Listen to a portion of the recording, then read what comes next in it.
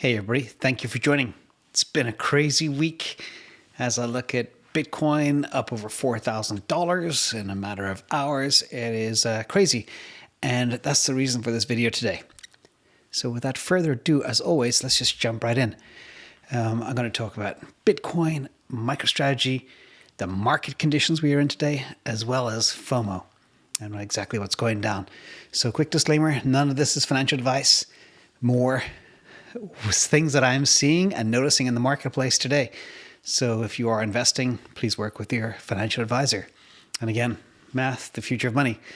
We're seeing that today in a big time. So first of all, Bitcoin, it hit $1 trillion market cap today.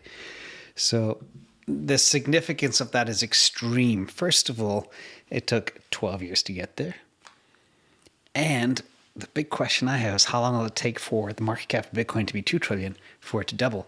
And it'll be a very, very, very tiny fraction of that 12-year period, I reckon. So again, going from 53,000 to 106,000, 106,000 will be 2 trillion market cap. And we'll see what happens. But if we're going up 8-9% a day like today, it's crazy. Now, on that note as well, I get a lot of requests why I don't invest in Dogecoin and XRP and all this other stuff. Do I really need to answer that question? Okay, so the real point of today is to talk about what I call FOMO Times. A lot of people didn't know what FOMO was till a year or two ago, and now it's extremely real. Everybody is rushing in, and that's the kind of the topic of today. So when Bitcoin goes up 6x in 6 months, it gets everybody's attention. It's in all the headlines. You could read a little local newspaper. They're talking about Bitcoin. If people got into taxis nowadays, I don't know if taxis still exist during the pandemic, but I'm sure the cab driver would be talking about Bitcoin. Everybody's talking about it and everybody wants them. And that's why you're seeing huge surges in prices so fast. And you've got the big firms. They got the BlackRocks. And I guarantee you, BlackRock are finding a way to put 1% of their $8 trillion under management into Bitcoin. That's $80 billion. And that $80 billion will have a 40K plus effect on price, pretty sure. And I don't know how long they've been doing it. Maybe they already have it. I'm not sure. And then we got Microstrategy, went out to raise 600 million. They raised over $1 billion. That's going to go straight into Bitcoin.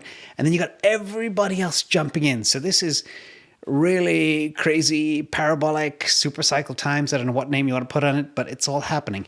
Now, I want to talk about MicroStrategy because I got a lot of questions on this. And this is part of the thesis of today's conversation. So I want to talk about the sequence of events. December 15th, I noticed the arbitrage opportunity at 290. I made a video. Then a couple of weeks later, or 3 or 4 weeks later, Wall Street realized the angle as well. JP Morgan got into a huge position. MicroStrategy became a hot stock that everybody's all of a sudden talking about a month after I was talking about it. And it shot up to 1315. So from 290 to 1,315 in like 6 weeks. So at that time as well, the Bitcoin to cap ratio was 35 to 65 when it went up to $1,300. And then, of course, what's going to happen? It ran ahead of itself. If you look at the intrinsic value of MicroStrategy, it's somewhere between $1 and $2 billion. The rest is Bitcoin. So that's why I look at that Bitcoin to cap ratio, because if that runs too fast, too far, too fast, it's not a good sign. Anyway, stock fell to $900, and the people that got in at the high are freaking out. So the message today is, when you buy at an all-time high, it's very, very dangerous. If you get in at 290, you're sitting happy. You don't care if it goes to 1,300, back to 900, back to 1,100, back to 1,000. It doesn't matter because your cost basis is so low. Now let's look at what happened and analyze it in great detail. So stock triples in 6 weeks, runs too far, too fast, I say. People FOMO in at the high level without understanding the fundamentals. And now it's back at 980.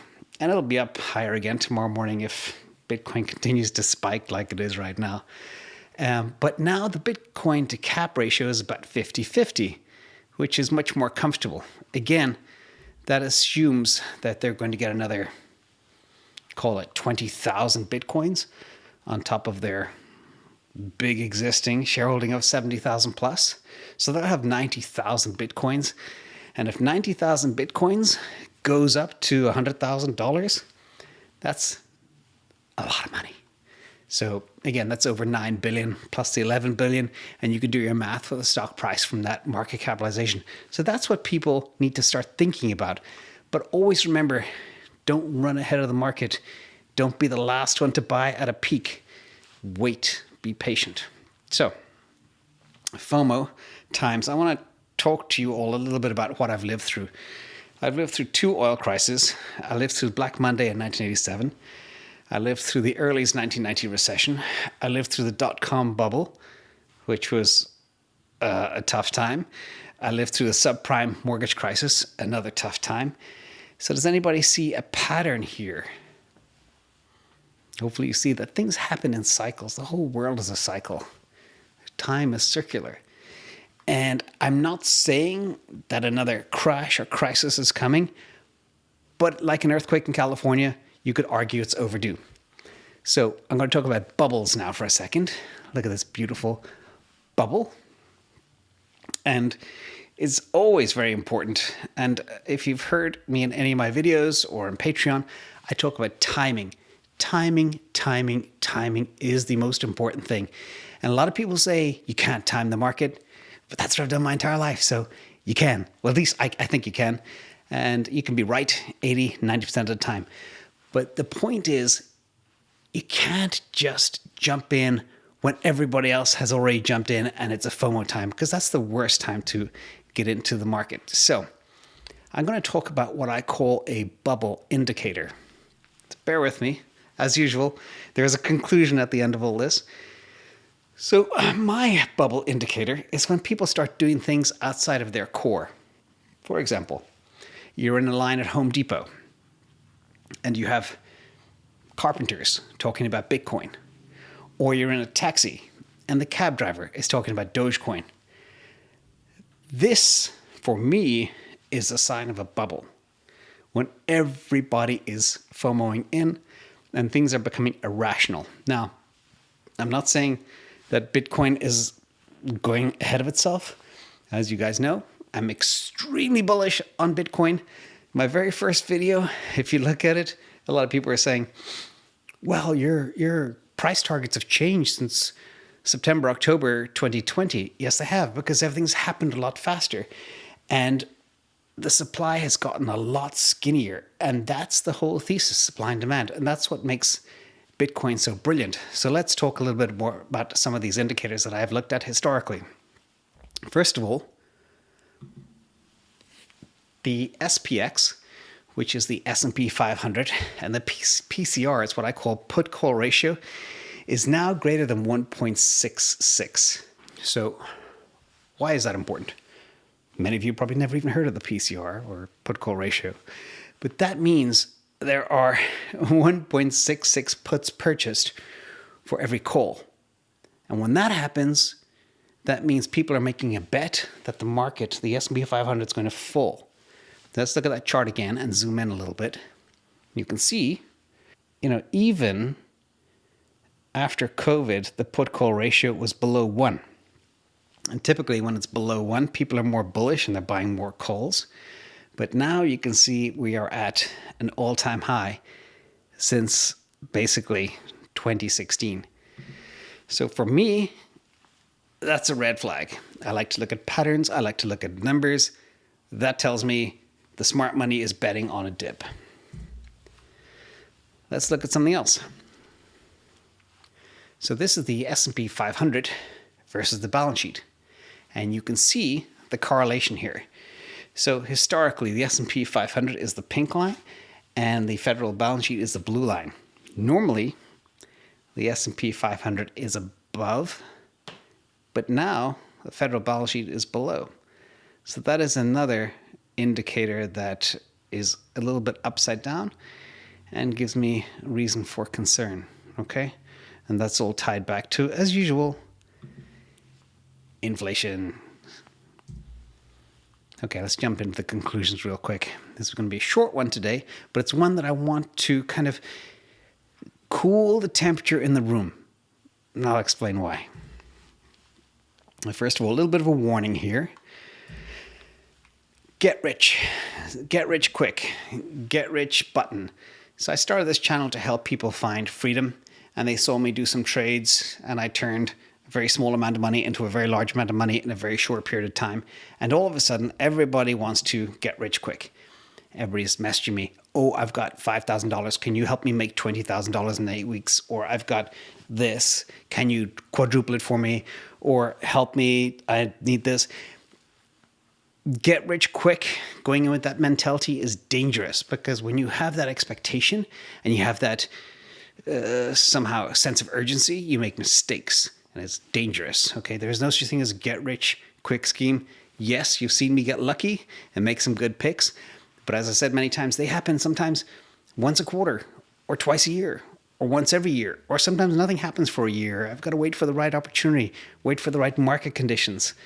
Wait to see, like a hunter in the trees, sitting quietly, sometimes for a long time, to wait for the right opportunity. So I want you guys all to get that sense of patience. Don't rush, especially during these crazy FOMO times. Conclusion number 1. Let's jump in here. So I see crazy signs that are reminiscent of the past. The economy is undoubtedly very fragile, although a lot of people say it's going to grow extremely fast. But what it is it's growing faster than it did last year, because last year it was dead. So if something stops and you go from 0 miles an hour to 5 miles an hour, it's a huge increase. But remember, you've got to benchmark it against how the economy was 2 years ago. And a lot of my go-to indicators are upside down. So I'm seeing danger signs. I'm seeing cracks. I smell smoke. I'm just saying, be careful. Number 2, cash is trash. It's Mr. Ray Dalio. He refers to cash as trash, and everybody is trying to invest. They're trying to do something with their money because now everybody knows it's inflating away. So that's why things like Bitcoin are becoming so hot, because it's the most beautiful hedge against inflation. And I'm not saying for people to go one direction or another. I'm just saying, take this information and come to your own conclusions. The third thing that's probably most important is cash is king. So what I mean by that is, sometimes if you blow everything you have into the market or into some asset class and you have zero cash and the market crashes and you get a margin call, you're wrecked, you're screwed. So you need to always have that safety margin, especially at times like this with markets being at all-time highs and a lot of indicators being scary, because that gives the opportunity to have flexibility and to readjust your portfolios and to get great deals when the time comes around. That's like me. Sit, wait, and watch, and identify the best opportunity. I'm already doing my homework of which stocks I want to get into after the crash. So again, I don't want to poop on anybody's party. It's a great time. Today, I could not believe the Bitcoin performance. It was like phone blowing up, etc. But I just want you all to be very wary. We have some really cool stuff going on with our Patreon community. Anybody's interested in learning more and going deeper, jump on in there. Thank you for all the support. It's less than 2 weeks now, and it's nearly 700 people. And finally, if you like this content, hit the like, subscribe if you haven't already. Thank you so much, everybody, and thank you for all the support, all the likes, all the comments in the videos. Be careful of the scammers. They are still fooling people. I was up at 3 o'clock this morning watching people get tricked by these people. They personalize their messages. They'll call you by your first name and they pretend they are me. I will never ask you for anything. And if you see any funky language, because I've blocked all the key terms like WhatsApp and all the different variations of it, that's them. Any phone number, any telegram, that's them. So be very careful, everybody. Be safe out there. Great to see you as always. Bye.